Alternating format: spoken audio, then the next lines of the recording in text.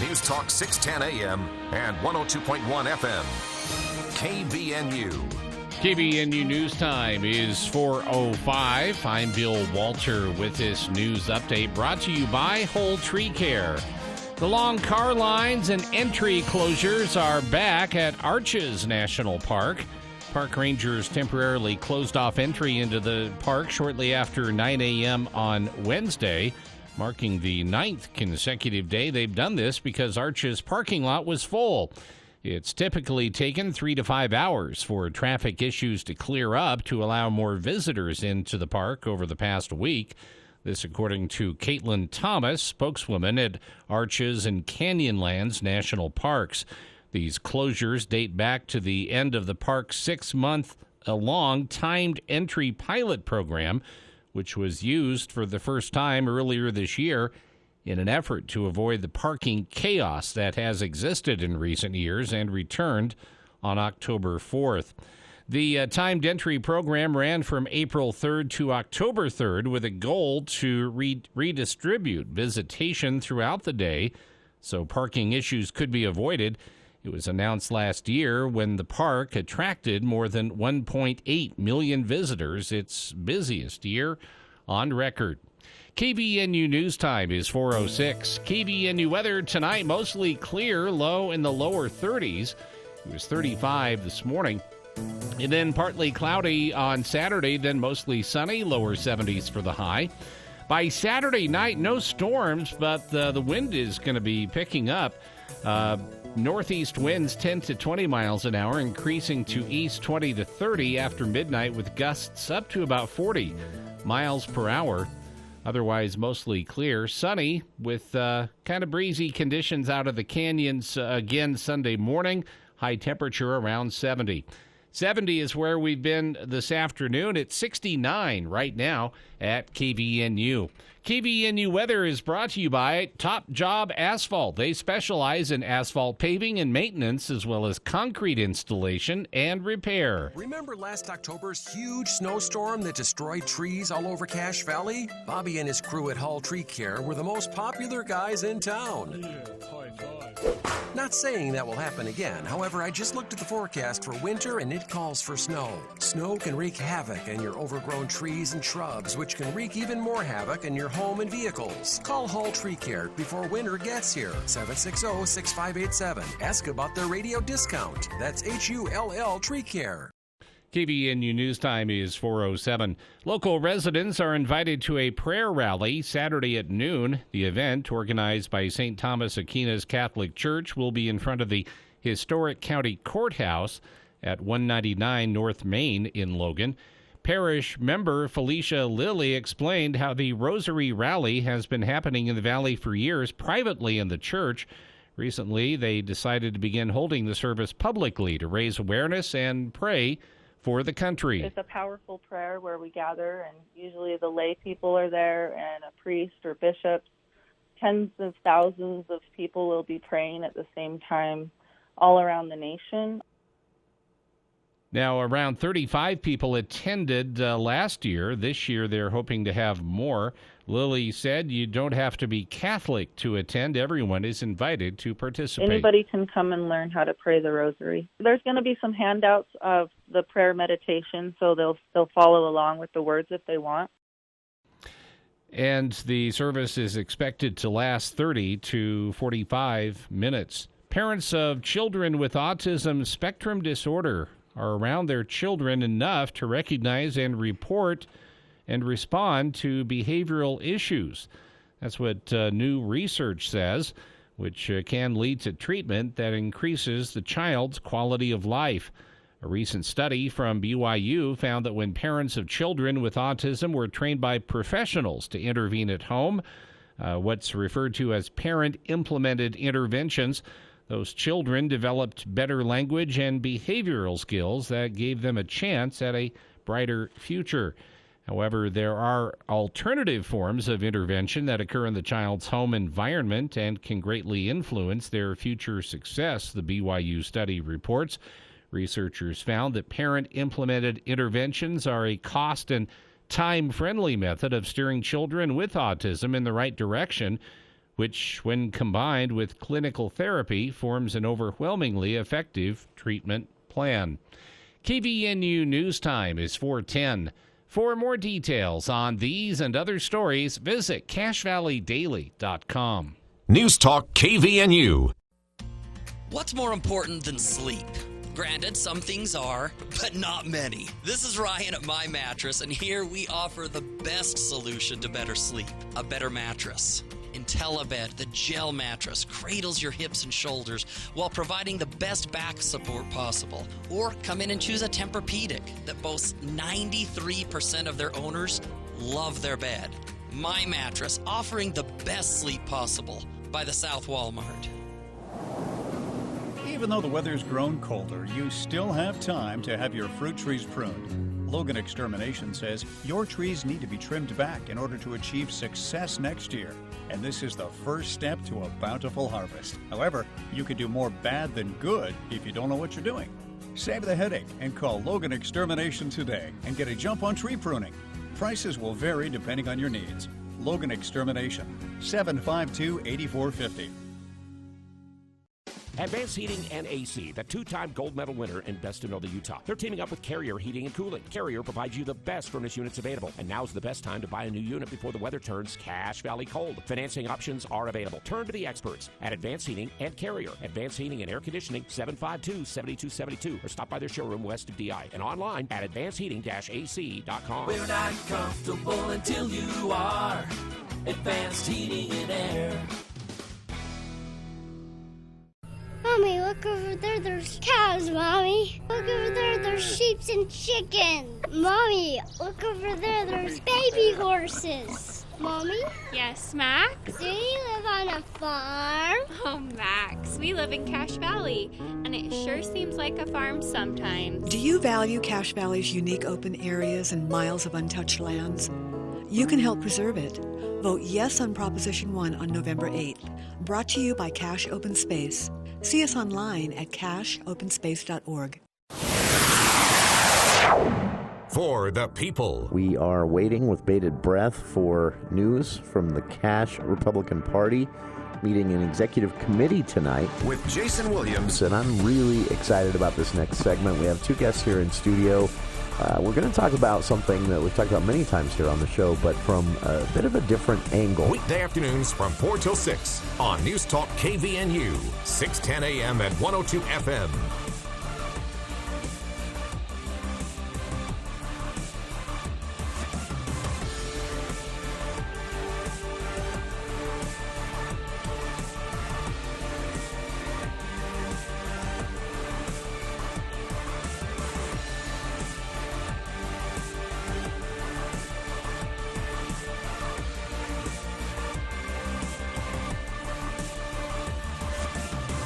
Welcome to KVNU's For the People. It is Friday, October 14th, 70 degrees at 4:13 in the afternoon. Can't complain, right?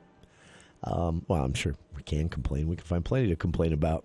And that's sometimes what I do here on this show. And you're welcome to join me in those complaints. I say all this because in a bit, Andy Morgan will be with us a little early this week. We're going to do an extended movie show because we are behind on films already in theaters. There are quite a few coming to theaters. And then the streaming services for Halloween have just kind of gone wild. So there's plenty to talk about, and we'll try to get to it all. Andy will be joining us here probably around the bottom part of this hour, and we'll switch over to more lighthearted content. As for less lighthearted content, it's been a relatively, after a unquiet week in Utah politics, been a relatively quiet day. But one item of news that we didn't get a chance to talk about yesterday, it is a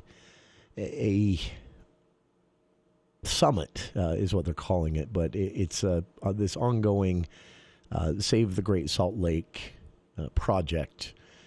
It's a noble project. There are some concerns, and the legislature they make people nervous because at least this iteration of the legislature with Speaker Brad Wilson and Senate President Stuart Adams at the helm of both chambers with their supermajorities beneath them, they haven't been as careful as previous administrations. And one item during this Great Salt Lake Summit yesterday that was pointed out during 2 years ago during the legislative session, there was a similar effort, but with a completely almost polar opposite priority, which was to put together a commission to claim every bit of water from the Colorado River Utah was on paper entitled to. Now, some backstory on this. Things have broken down since then, to say the least, mainly because all the water disappeared.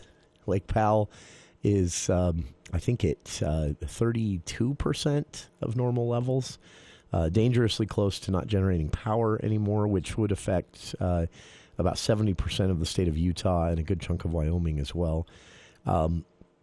Situation is dire, and of course, for the last 2 years in the drought, the focus has changed. The conventional wisdom has changed. What everyone's paying attention to has changed from a perspective that the legislature was letting guide them collectively, which was claiming all and using all the water we can, to now shifting to how do we use less water, which is probably, I mean, you have to acknowledge a more responsible approach in the first place. We're a desert state, and water is a finite resource.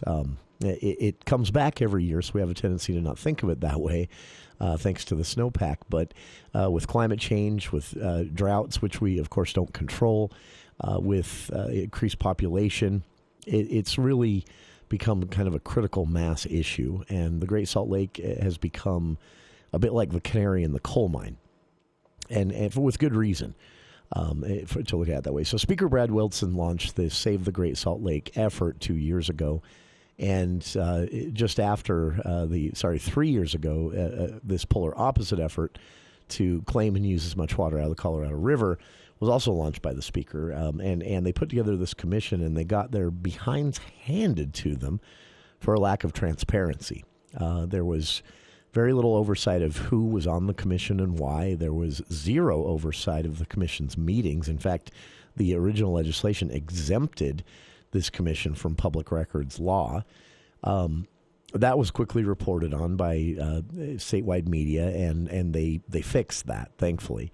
But why they tried to do it in the first place is a question that still kind of hangs over all of this. And so you have water districts throughout the state that are watching this like a hawk. Not because there's any water district. I mean, there may be some members of a water district somewhere. I don't know. But overall, it's not because water districts don't agree that finding a way to not completely destroy and lose forever the Great Salt Lake isn't a noble effort. The concern is that the legislature will get over its skis, that they won't handle things as responsibly as maybe could be done, and that there could be unintended consequences that the collective body doesn't consider. And so water districts are plugged in with this one like crazy.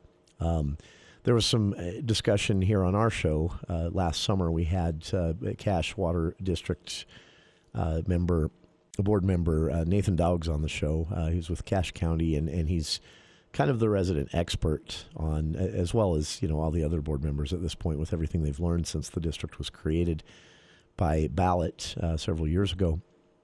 They're very knowledgeable people, but Nathan he comes into it with that knowledge, and he told us here in the studio that one of the things that makes him nervous, County Executive David Zook echoed this yesterday when he was here as a candidate for his candidate spotlight. There's concern in Cache County from the County Executive David Zook to members of the Water Conservancy District, Nathan Dowgs and others, that with this effort to save the Great Salt Lake, they may unintentionally hurt places like Cache Valley. One example is one of the proposed ideas, and this has already gotten the thumbs up from legislative leadership. It will need to be voted on, and an actual bill file opened and bill created to, write it out in statute. But everyone seems to be on board with this idea of making it easier for nonprofits, conservation groups, maybe even the state itself, that's a big maybe, to buy water shares. As you have people in agriculture get out of the industry, either by They pass away and the kids don't want to run the farm, so they sell it for development. Maybe someone just decides to retire. They don't want to grow alfalfa anymore or whatever it was they were doing. And so they sell the land for development. Maybe they don't sell the land for development, but they stop farming on it. Any of these scenarios leads to unused water shares, which the current owners can put up for sale. And that process is not new. It's not that's been around forever. And so the proposal is that these nonprofits, conservation groups, even the state maybe through some sort of conservation funding grant program would buy these water shares and then just not use them. And of course, that's only going to be effective if you're doing that upstream. And guess who's upstream? I mean, a lot of people are upstream, but we're part of that. So the concern is that you would have this well-funded, maybe say for example, you have a nonprofit raise, a few $1 million, and then a bidding war begins on these water shares. Well, they're going to win. And then they buy the water shares, and then that keeps happening. It's great for the Salt Lake because it's not being used. Water's not being used as aggressively upstream. More ends up in the Great Salt Lake. That's the whole goal here. But then you unintentionally buy so many water shares that there's not enough water for people in agriculture, for example, to grow alfalfa here in Cache Valley or in northern Utah at large. At which point, some lawmakers have even said, should we even be growing alfalfa? Well, as one that buys hay every year, yeah, I hope that it's grown in the Intermountain West. I don't want to have to pay shipping fees from other parts of the world or the country if I can avoid that. But at the same time, I get where they're coming from. Alfalfa is probably one of the worst crops you could be growing in a desert. So it's complicated, and no matter what you do, you're going to. The one thing I think that is a given in all of this, you can't just say who cares about the Great Salt Lake. It's such a key part of our ecology. In fact, it's estimated that 25% of our snowpack each year is actually generated by the Great Salt Lake. Now, this would be snowpack mainly along the Wasatch Front in those back country areas to the east of the Wasatch Front, where the snowpack rests through the winter. But what's known as the lake effect is a huge contributor. All of those storms that come through and they flow across that lake, and that increases their moisture levels and causes them to dump a little bit more snow as they go through. Additionally, when it comes to snowpack, as the lake dries, you have more dust in the air. Senator Scott Sandell from Box Elder, man, we need to have a conversation. He was quoted last week as saying he personally has not seen an increase in dust from the Great Salt Lake. Well, Senator Sandell, all due respect, you should talk to some researchers at Utah State University instead of just eyeballing it. There has been a significant increase in dust. And in addition to contributing to poor air quality and potential health effects, because there are some toxic elements in this lake bed as it dries and then blows into the air with wind, it also comes down somewhere. And when it comes down on snowpack, it has, at a near microscopic level almost, it has this intensifying heat effect because simply it's darker than snow. And so when it coats a crust of snow and then the sun hits those speckles of dust, if you're talking dust coating, the entire snowpack through a mountain range, it melts it faster. So your snowpack, even if it's good, melts too fast, which we've had problems with here in Utah before. If we warm too fast and the snowpack melts too fast, we have a great spring, and the river's near overflowing, and then much earlier than usual, they're not overflowing. They're the opposite.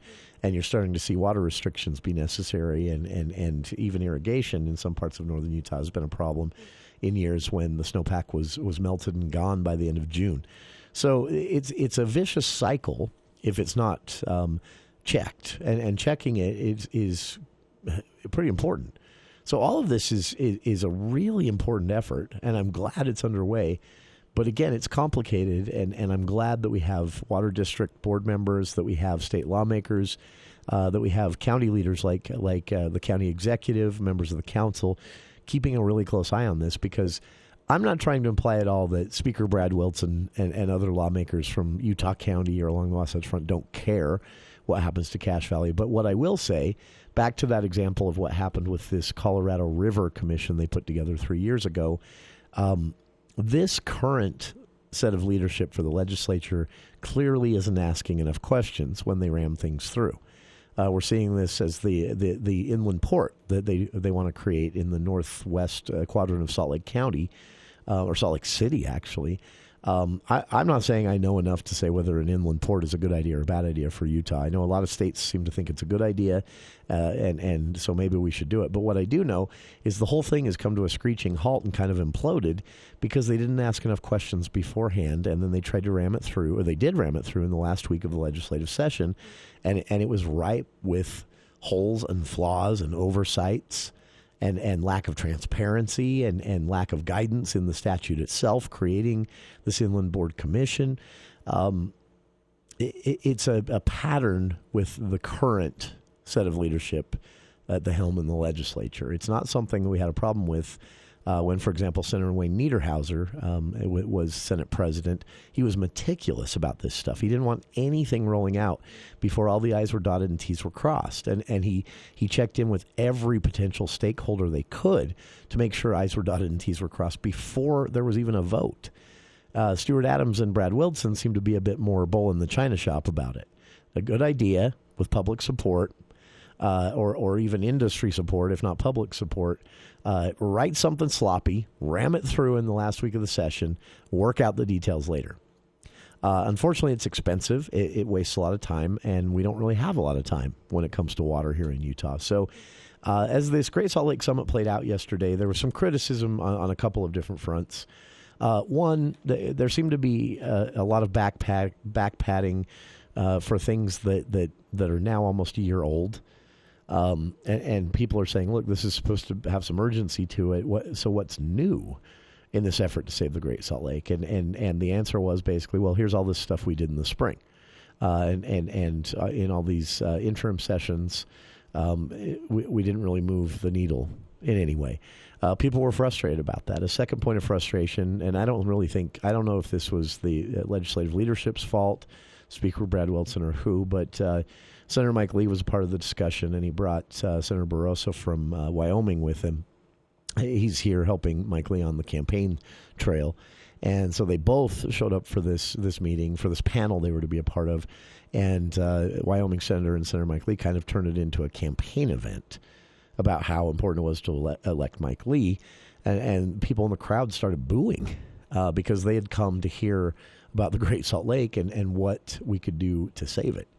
But something good was announced yesterday. I think this is really cool. It's basically the same thing we've been doing, but putting it on steroids. And what it is Speaker Brad Wilson announced that he will sponsor a bill in the upcoming legislative session that will create, similar to a water conservancy district, but a statewide panel like this, a board that their entire goal will be to promote, in a vague sense, promote water conservation. But in a more specific sense, what they're going to be doing is working one-on-one with farmers, with communities, with cities, counties, and even state agencies where applicable, to facilitate water conservation efforts. One of the items discussed, the state currently has a 50-50 match grant program for those in agriculture. So if you want to upgrade your alfalfa field sprinkler systems to new technology that uses 30% of the water that your current system does, that technology exists. It's very expensive, and the state currently, through this grant program, you do have to apply and be approved, of course, but through this grant program, they'll pay half of the price tag, which makes it a little easier for people to take that hit. And they're encouraging people to do that, but they're also acknowledging that 50-50 might not be enough. The water situation in Utah is urgent enough. This board will be tasked with figuring this out and reporting to the legislature. But the feeling is that the water situation may be urgent enough that perhaps you're looking at a 75% match or even 100% one time. So basically the state buys you the new equipment to irrigate your alfalfa fields, acknowledging that agriculture is a huge part of our economy still, though shrinking. It's a big part of the economy here in the state. And then the state pays for it. you're responsible for it after that. The state would do no maintenance or warranty work or anything like that. They basically just compensate you for the cost of the initial purchase. And the board, Speaker Wilson said, will be tasked with looking into whether that might actually be a cheaper route than all the alternatives, even though it would be hugely expensive for the state to do this one time for anyone in agriculture in the state. In the end, it may actually end up saving taxpayers' money because it might mean that down the road we can build a few less reservoirs, which is also extremely expensive. Maybe it means down the road that we have fewer cities dealing with water restrictions, even water shortages, which will also come with a taxpayer cost. So the board will be tasked with looking at those types of things specifically. Overall, they will be tasked with promoting and understanding obstacles to water conservation. I think it's amazing. I think it's very cool that the legislature is on top of this in this way. So criticism acknowledged. I get where people are coming from, those who feel that nothing really, all this ballyhoo about this big summit, and then they basically just rehash things that they were talking about in the legislative session. It does feel like, all this noise and all this effort and all this money, taxpayer money, hasn't really moved the needle at all or changed the landscape at all. I think that expectation might be unrealistic. I feel like this one thing, and I get it, it was a little disappointing for people to have it turn into a campaign event and then get one new announcement from the legislature on this. I understand the disappointment in that, but the one thing that was announced, I think, is a pretty big deal. It's not, as Speaker Wilson said yesterday, this is all just a starting baby step. He said himself that the $40 million they put aside in the Save the Great Salt Lake bill, this previous legislative session, he said, that is a lot of money. He acknowledges that. He understands that taxpayers will see it that way, but he also is trying to sort of prepare everybody for the fact that they're going to have to spend more if we're going to do this, and we kind of have to. Also, I've linked to this on our Facebook page. If you want to get a little sciencey about all this, there was an amazing presentation given during this Great Salt Lake Summit yesterday in Salt Lake that dealt with some other lake restoration efforts that have happened in other parts of the country and world. Lake Mona in California. There's a lake in India, Saline Lake in India.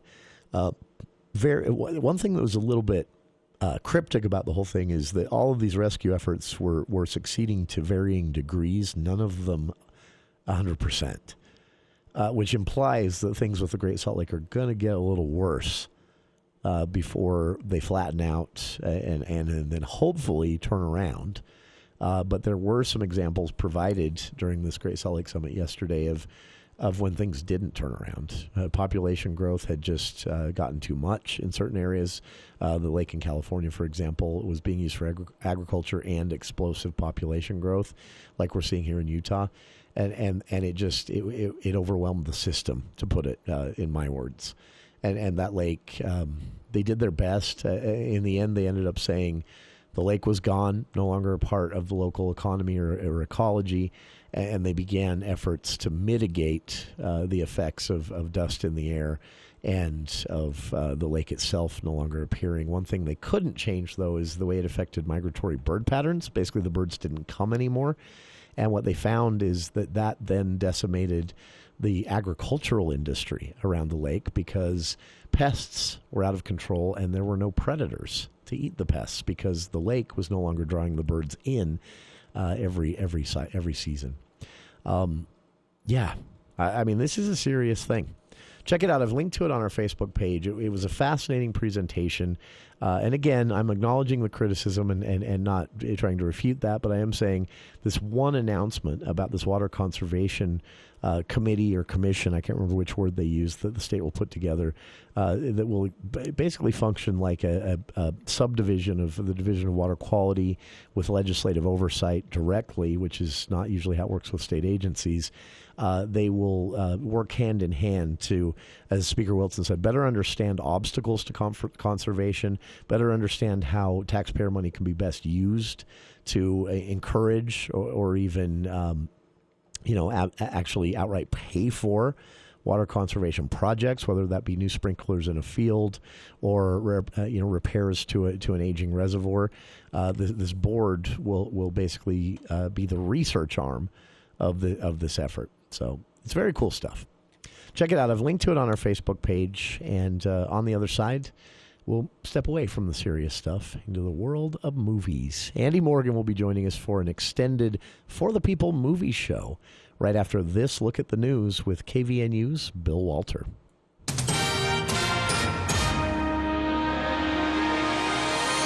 Thank you, Jason. KVNU News brought to you by U&I Furniture. Representative Dan Johnson is running for re-election in Utah's 3rd House District. On KVNU's For the People program on Wednesday, Johnson talked about why he is seeking to stay in office. I think I have unfinished business. I have worked so hard to try to, work with education and to, both public and higher ed. And, the issues surrounding teacher pay, that has gotten better, but there's other issues that need to be addressed. He cited an interim study he's running on attendance and tardiness. When it comes to water, Johnson said he was planning on attending a House Water Summit on Thursday. He said he thinks there will be more legislation that will come out of that. I think there needs to be an influx of a lot more money. We need to get the opinions of our local people about water and about the use of water and how we can conserve water. He said that's the case whether it's building reservoirs, building dams, piping water, or helping landowners who farm. Johnson is being challenged by water scientist Patrick Belmont, who was a guest earlier this week on For the People. USU President Noel Cockett has named Eric Olson as the interim vice president for student affairs effective October 13th, which was yesterday. Eric Olson has served as the Associate Vice President for Student Affairs since 2009. Olson will serve in the role until the completion of a national search for a permanent Vice President for Student Affairs, the process for which will begin this fall. The search will be led by Robert Wagner, Executive Vice President, with the anticipation of having that person on campus by fall of 2023. Olson earned a bachelor's degree in psychology and a master's degree in family and human development from Utah State. He earned a PhD in College Student Services Administration from Oregon State University. Olson has worked at USU since 1998 when he served as Director of Recruitment and Admissions. He has spent the last 34 years in multiple areas of student affairs at 3 universities. And 2 of the nation's largest grocers have agreed to merge in a deal that would help them better compete with Walmart, Amazon, and other major companies that have stepped into the grocery business. Kroger today bid $20 billion for Albertsons.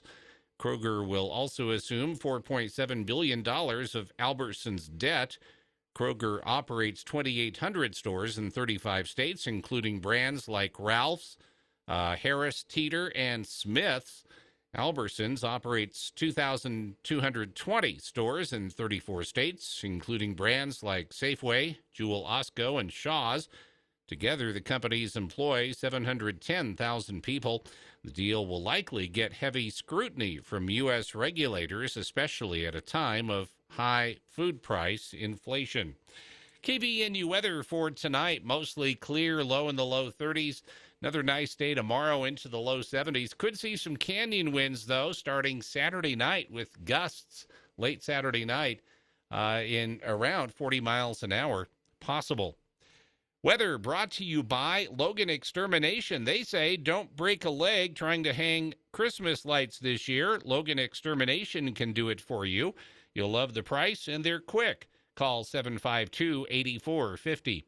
For more details on these and other stories, visit CashValleyDaily.com. We'll check Wall Street with Edward Jones next. The showroom is full. The warehouse is full. Orders from the last 12 months are all showing up at UNI Furniture, and they're stocked up. UNI has lots of furniture for you to shop and see. Plus, with inflation on the rise, manufacturers are lowering prices. It all adds up to a really good time to furniture shop for upholstered furniture like sofa, loves, sectionals, recliners, and more. UNI features American-made name brands to imports. Local deliveries available. They've been saying it for over 90 years, and it's now more true than ever. It's always a better buy at UNI Furniture in downtown Logan. Good afternoon. This is Raydale Gibbons bringing you the Daily Financial Markets Report on behalf of financial advisor Mike Arnold and Edward Jones. Markets reversed early gains on ongoing inflation concerns. Both stocks and bonds finished lower, reversing most of Thursday's gain. An unexpected rise in consumer inflation expectations for the first time in 7 months pushed bonds yields higher, pressuring valuations in growth segments of the market, including the tech-heavy NASDAQ. From a sector perspective, financials outperformed after big U.S. banks reported earnings, while energy lagged as oil declined for the week. The Dow Jones closed down 395 points today at 29,644. The NASDAQ closed down 328 points at 10,321, and the S&P 500 closed down 86 points at 3,584. In the bond market, the 10-year Treasury yields were higher by 0.07% points. Today, the price of crude oil was down $3.30 at $85.81, and the price of gold was down $27.90 at $1,649.10. For stocks of local interest, Autoliv closed down 90 cents at 71.31. Chevron's down $5.14 at 160.14. Dominion Energy is down 73 cents at 64.31. Home Depot's down $6.40 at $276.43. Kroger's down $3.41 at 43.16. Lowe's is down $4.20 at 188.96. McDonald's Corporation is down $3.59 at 243.16. Microsoft's down $5.68 at 228.56. Nucor is down $5.29 at 118.71. Philip Morris is down $1.97 at 85.26. And Walmart stores closed down $1.85 at $130.43. This has been today's Financial Markets Report, brought to you on behalf of Edward Jones, a member of the SIPC, and financial advisor Mike Arnold, serving individual investors with personalized attention and financial advice, located at 135 North Main, Suite 102 in downtown Logan. If you'd like additional information, please contact your branch office at 753-2915. Daily commentary is also located on our website at edwardjones.com. News Talk KVNU, 610 AM and 102.1 FM. Hey Cache Valley, Mark Ensign here. This November, you have a choice to elect a new county executive. Write in Mark Ensign. Why? During the year, multiple conflicts have arisen between the county executive and the county council, impacting their ability to function. With your write-in vote, I'll restore order, trust, and cooperation to our county government. Visit ensignforcashcounty.com to learn more. Paid for by Mark Ensign. This is Jill Zollinger, former Cache County Clerk Auditor, and I'm supporting Mark Ensign and writing him in as our next county executive. Did you know a block dryer vent is a real fire hazard? According to the Consumer Product Safety Commission, there are tens of thousands of dryer exhaust duct fires annually, leading to many injuries and death. You should have your dryer hose and the area around it cleaned once a year, and inspect the vent and hose for any blockages at least every 6 months. Don't wait for disaster to strike because your dryer vent is blocked. Give John Henson a call at the Duct Hunter. Call 770-4813 today. Breathe better, save money, protect your home. We are the Duct Hunter. This is James Stevens with White Pine Funeral Services. We are humbled by and grateful for the tremendous support we have been shown since opening our doors nearly 2 years ago.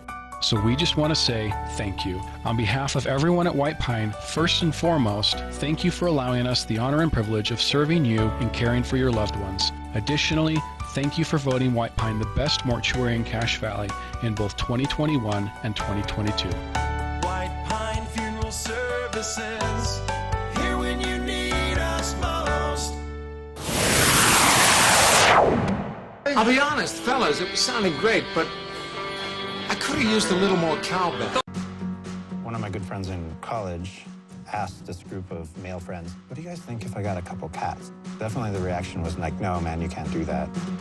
Men have always loved cats. Some of those old stereotypes that are fading away. We started an Instagram on it. There was some media interest. They want to know who owns this cat, where does this cat come from? The bigger we got online, the more people started reaching out to us and wanting to meet us. It wasn't going to be that I need to train him. He kind of came out of the box as an adventure cat. Adventure cat. That is just a little bit. Adventure cat. Adventure cat. Just a little bit of the trailer for a new documentary coming out. Actually, I think. It's out. It opened today. Called Cat Daddies. Oh. It's a documentary on. Apparently, according to the description, there is a serious side to this where they're talking about masculinity and what it means to be a man, and this group of men that said, we're gonna proudly own this cat daddy thing. Yeah. It actually looks like kind of an interesting documentary, but I could not get over that part of the trailer where he just came out of the box as an adventure cat. I did something last night. Sir, maybe you might need a hobby. I tried something last night. Adventure cat. I'm calling my cat that from now on, though. I went on Netflix. Ooh, watch out for the adventure cat. He is a tough one. What a great cat. Adventure cat. There's a tuxedo tomcat underneath the movie. Underneath the movie seats. What a great cat. Anyway, no, I went on Netflix last night, and I didn't really want to dive. So I finished. We got a few things to talk about today. I finished She-Hulk. I watched the She-Hulk season finale. I did not stay up until 1 a.m. England time or whatever it was when Lord of the Rings premieres. Oh yeah, the final season finale. Yeah, I watched. That's been good though. The series. It is. I'm interested to see how it ends. I'm still a feu episodes behind. So yeah, I just need to watch the season finale. I watched the season finale of She-Hulk last night. I watched the newest House of the Dragon episode. I'm way behind on that one, and that has 2 more episodes left. And oh boy, I read the book. And I'm starting to pick up. I've never seen more time jumps in one series. Honestly, it cracks me up too. Because remember, like the last 2 seasons, 7 and 8. Remember, there's the one. I think the episode's called Beyond the Wall, and it's when spoiler alert for those who have not watched Game of Thrones. It's when Jon Snow and It's like the Avengers, right? It's like it was the Hound and. Jon Snow and Tormund, like all the main male fighters, they all go beyond the wall they're like, we're gonna find a zombie and bring it back to King's Landing, right? Yeah. And does Sam go with? No. In the book he does, but no. in the TV show, no. He's Sam. He does. You're thinking about the original when they all went out as the Night's Watch. But that's right. This is this is later way down the road that we, as far as we know, hasn't been written yet, since Old Man Martin is too busy comic-conning up his last 10 years. Yeah, is that another one? You know what? Sidebar here. Sidebar, Your Honor. I've said this before, and I'm going to say it again. And I don't know how many people out there are big Game of Thrones fans, but I'm going to tell you right now, I have lost a billion ounces of respect for George R.R. Martin. The way that he has trashed the showrunners of the previous, of Game of Thrones, the original series, and the after the fact, writers. Too. Yeah, that was the weird part about it. He was sort of friendly and supportive tacky while the show was running, and then after it ended. Well, it's almost like it was almost like he was sort of deciding to join with the critical fans. Well, here's what I think he's doing. PR move. I do. And here's why I think it is. I think he because the thing that people forget, right, is that David Benioff and Dan Weiss went to New Mexico, met with George R. R. Martin when it was clear as day that he was not going to finish the books.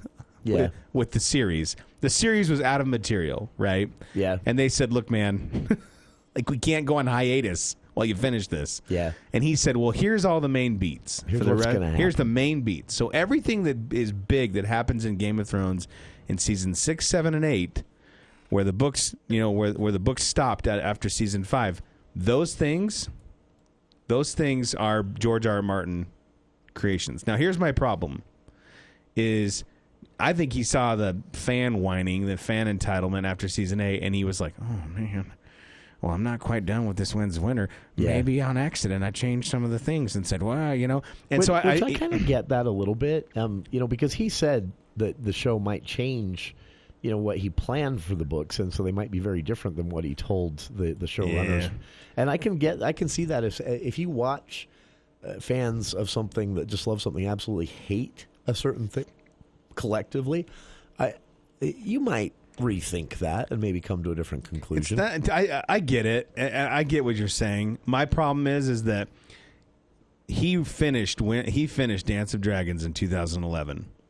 It was published in 2011, right? Let me actually back up.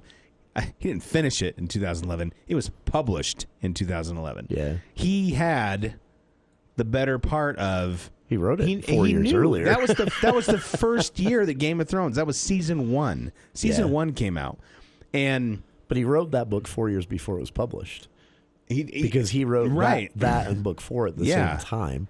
And then the publisher said, you got to split it. Yeah. So they waited. Oh, you're thinking of Dance with Dragons and Feast of Crows. They were originally one book. Yeah. And the publisher said, you got to split it. He decided to split it by character instead of timeline for some reason. And so the book, and then he wanted to re-edit, of course, the second book because he'd split it. And so it was 4 years between books, which is average for publishing cycles. But that means he actually hasn't written anything new for Game of Thrones for 17 years. And he's been going to Comic-Cons. He wrote Fire and Blood. He's written other stuff. He's done screenplays. And this is a pattern in George's life. In 2007, he said, 2007 is when he began to meet with Dave and Dan about this whole project, right? He kind of said... And he was on a chat. He was on back in the day before they were having, I don't remember what it was, but he was like a live chat on like a blog or something. Yeah. And he said, wouldn't it be funny if the show caught up if I didn't have any new material? Like he said, and he was like, LOL. Wink, wink. Yeah. He knew it. And that's the thing. And so my issue with this is he didn't have to say anything. Game of Thrones, people are going to read it. They're going to watch it. I mean, House of the Dragon's got tons and tons of viewers, but... And I do cut him a little bit of slack because he said when he wrote and published the first book, Game of Thrones, in the mid-'90s, he said, I considered myself retired at that point. Because he'd had this whole career in writing television. Did you know this? This is a little... he started out in Hollywood and wasn't super excited about it. Well, this is George R. R. Martin trivia that few people know, and he surprisingly doesn't ever talk about. He wrote Star Trek. He wrote for Star Trek for a long time, but there was a TV series called Beauty and the Beast he wrote for that late 80s, early 90s. Vincent. Yeah, and it was a romance. This was evening Linda soap Hamilton. Yeah, and it was an evening soap opera style. Total Vincent. romance. Wasn't that his name? Vincent. Yeah, and which was so Anyway, it was really popular. And George R. R. Martin wrote that. You know how they made that little lip, that thing, where he had the little lion beast that was lip? awkward. They just put 2 grapes up there. It's spitting everywhere. I'm just kidding. What? Oh, that's not a... Anyway, the point I'm trying to make here is that it bugs me. I'm having a hard time. I like House of the Dragon, but it bugs me how he's basically... he's made millions and millions and millions off of HBO and Dave and Dan and all the stuff they did with Game of Thrones. Yeah. And now he's like, Miguel and Ryan, they're so nice to me, and they let me have an opinion, and then all the Game of Thrones haters are like, yeah, man, right, and it just bugs me. I think it seems opportunistic. Dave and Dan haven't said one word. They haven't criticized him. They Brian Cogman, who is basically the story wrangler and also a writer, he didn't say one word. Like, they're not bagging on him. No, and I but think he's doing it, and it's poor taste. I think it looks catty. That's it does. what it looks It does. catty. He needs to take his little train conductor hat and go sit down and start writing. He needs to go write a book. At a certain point, you are being disrespectful to your fans. But we've got to take one more break, and then on the other side, I have to mention two. This is old, so I don't want to take too much time with it. But 2 things, if you're looking for something scary to watch due to the season, 2 things on Netflix. One of them quite old that I'd kind of like mad before that actually ended up being really good, and one that just came out last week that's sort of a We're spin-off, also going to but- talk about scariest movie moments. Yeah. And Halloween ends. I set that up a little bit at the start of hour 1. This is why I love this tradition that we do because it's funny to hear what listeners think. But 753-5868, Andy wants to hear. You can do scariest movie if you want, but more fun is scariest movie moment because some movies doesn't have to be a scary movie. Yeah, it doesn't. Yeah, it doesn't have to be from a scary movie. There are Could some be from Forrest Gump. There's a scene in what was that Julia Roberts boat? Oh show? yeah, Sleeping with the Enemy. No, that was a different. You're but it was thinking around Nicole that- Kidman. You're thinking Dead Calm, right? You getting your redheads Is it your redhead Maybe. wires crossed? Well, there's There the was- one with Sam Neill and what's the guy that's in Titanic? The jerk. I don't know. I can't think of his name. Everybody's Bill Pullman. Billy. If I can't think of their name, Bill it's just Pullman. Bill Pullman because he's the most Bill Pullman. He's the least memorable actor ever that was in Billy Zane. everything. Billy Zane. I need to start taking some ginkgo biloba. Apparently, I'm Is that losing my code- mind. Code for something. We'll be back. More of the extended For the People movie show right after this.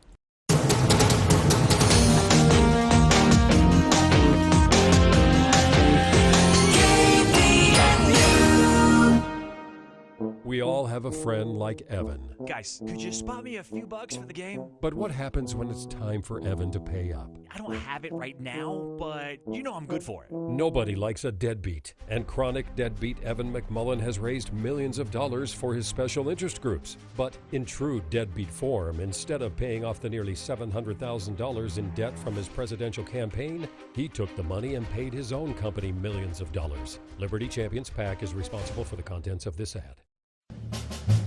Hi, this is Bryson Bem from the Cache County Clerk's Office. If you would like a tour of our new ballot counting center, we are holding an open house today from 4 p.m. to 7 p.m. located at 2785 Airport Drive, located in the Logan Cache Airport. We will have pizza and drinks to answer any election questions you might have. Remember, the open house is today from 4 p.m. to 7 p.m. at the Logan Cache Airport, and everyone is invited. Come see democracy in action. Does your financial advisor take the time to really listen to you? Is your financial strategy personalized for you and your family? When you work with Edward Jones in Cache Valley, they focus on what's important to you. They'll help you create a personalized financial strategy backed by their advice, tools, and resources to help you reach your goals. And Edward Jones will partner to help your strategy stay on track, no matter what happens. Call one of the 7 Edward Jones locations in Cache Valley.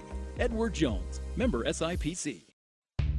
Ready to experience a new level of local transit? Well, with the new CDTD app, it's super simple for you to plan your trip to a T. With our interactive map, you can view bus stops closest to your location with real-time arrival information. You can mark your favorite stops, get alerts, set reminders, and much more. So, whether you're a seasoned pro or it's your first ride, get moving today with the new CDTD app. Is it just me, or does life seem to slow down this time of year? The kids are back in school, the days are shorter, everyone is on more of a routine. I love it because I get to spend more time with Mom. You see, we moved Mom to Legacy House of Logan a while back, and it's been the best thing for her and us. The meals are wonderful. The activities are so good for Mom. She's made so many friends. The attention they give Mom is more than I could ask for. Thank you, Legacy House. Legacy House of Logan provides 24-hour care to help your loved one with daily activities on 1400 North in Logan. I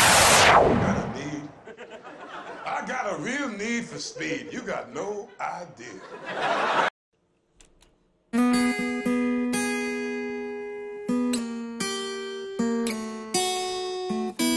That's it for hour 1 of today's show, but the For the People movie show with Andy Morgan extended edition continues into hour 2, and Andy has a request from listeners this week. We want to hear your scariest movie moments. It doesn't even have to be a scary movie, as Andy said. Just a moment in a movie, TV show, streaming webcomic, whatever it is that just absolutely scared you, made you jump out of your seat, that you can't stop thinking about, whatever it might be. Let us know. 753-5868. Scariest movie moments.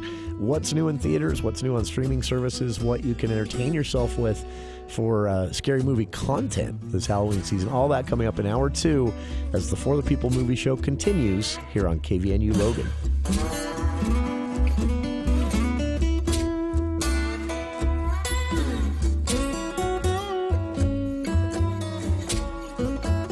News at the top and bottom of the hour. News Talk KVNU, Logan, 610 AM at 102.1 FM. Proud to be locally owned and operated by